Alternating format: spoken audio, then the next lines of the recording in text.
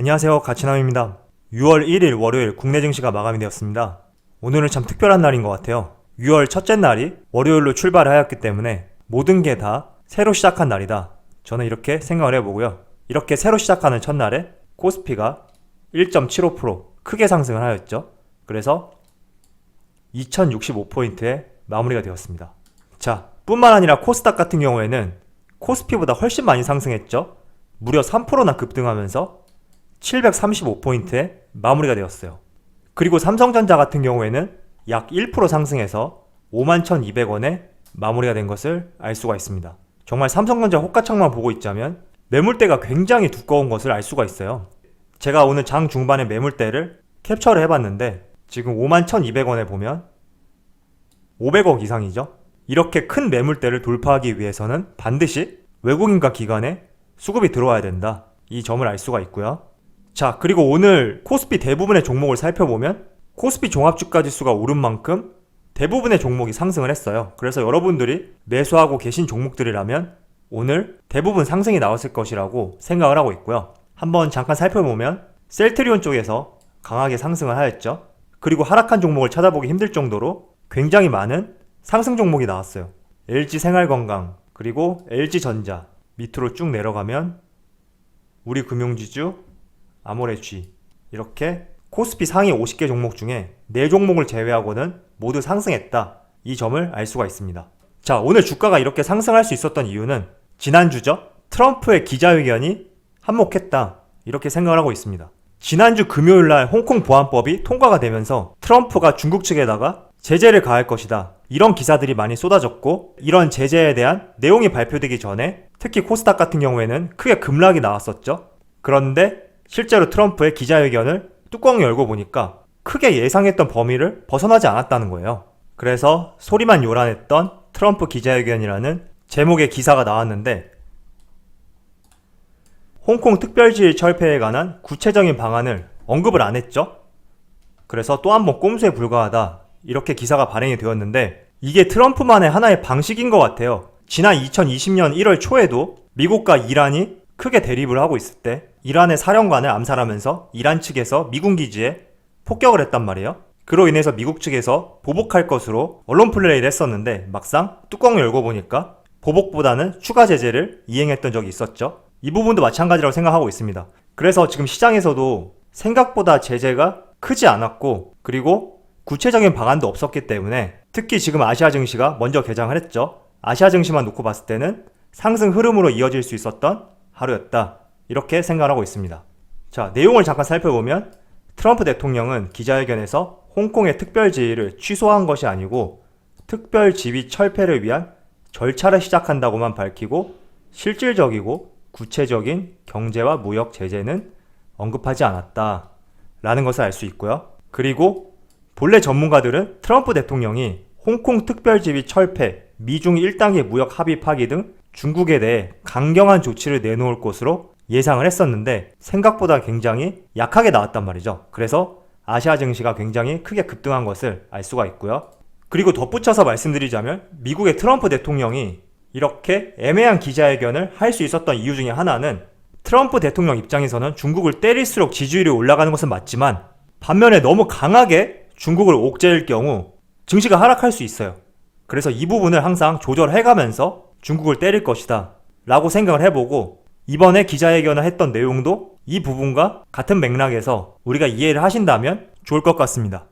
자, 이어서 중국과 홍콩 항생지수를 비교해서 보면 이 자료가 지금 한국 시간으로 3시 20분 자료거든요. 중국 상해 같은 경우에는 약 2% 상승하고 있고 그리고 홍콩 항생지수 같은 경우에도 약 3% 크게 급등을 하고 있죠. 이렇게 홍콩, 중국, 그리고 한국까지 모두 양호한 흐름을 보여주었던 하루였다. 이 점을 알 수가 있습니다.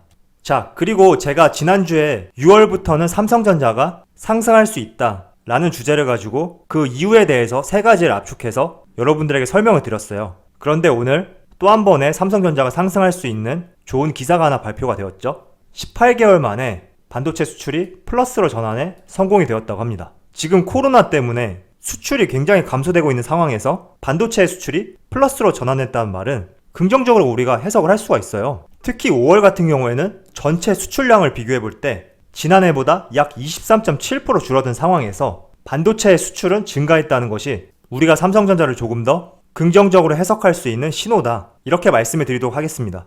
자, 그리고 오늘 삼성전자가 평택 캠퍼스 2라인에 메모리 반도체죠. 낸드 플래시 생산 라인을 투자하겠다. 이런 내용을 발표를 했어요.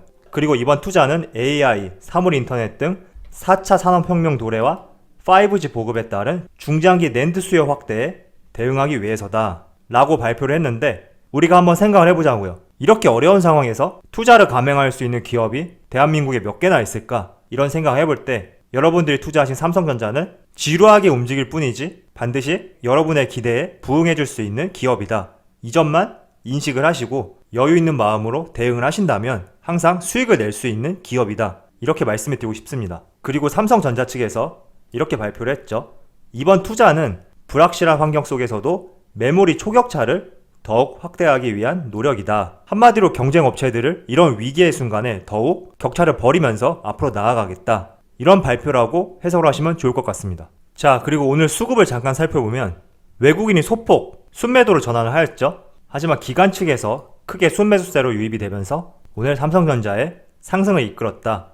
이렇게 알 수 있고요. 오늘 오전장만 하더라도 외국인의 순매수세가 더 컸었는데 후반으로 갈수록 순매수세가 줄어들면서 결론적으로 순매도로 마무리된 것이 조금 아쉽기는 하지만 그래도 큰 금액은 아니기 때문에 우리가 6월 달에는 반도체 부분에 있어서 더 상승할 수 있는 이 부분에 기대를 가지고 한번 지속적으로 지켜보자. 이렇게 말씀을 드리도록 하겠습니다. 자, 그리고 오늘 특징주로 제가 몇 종목을 한번 말씀을 드릴 텐데요. 오늘 셀트리온 제약 같은 경우에 굉장히 크게 급등이 나왔죠. 같이 차트를 보면서 설명을 드리도록 하겠습니다. 자, 셀트리온 제약 오늘 차트인데 무려 23%나 크게 급등을 했어요. 이렇게 급등할 수 있었던 이유 중에 하나가 셀트리온 측에서 바이러스를 무력화할 수 있는 중화 항체 선별에 완료했다는 기사가 발표가 되었죠. 그리고 동물 실험을 진행을 하였는데 약물 투여 닷새째부터 큰 개선 효과를 확인할 수 있었다. 이렇게 이야기를 하면서 항체 치료제를 고농도로 투여했을 때 바이러스가 최대 100배 감소했을 뿐만 아니라 코로나19로 인한 폐의 염증도 크게 나아진 것으로 확인됐다. 이렇게 기사가 발표가 되는 바람에 셀트리온 제약이 오늘 큰 시세를 분출하면서 23%나 상승했다. 라고 말씀을 드리고요. 저는 그런데 이렇게 호재성 기사가 나왔다고 하지만 여러분들이 셀트리온 제약을 매수한다는 것은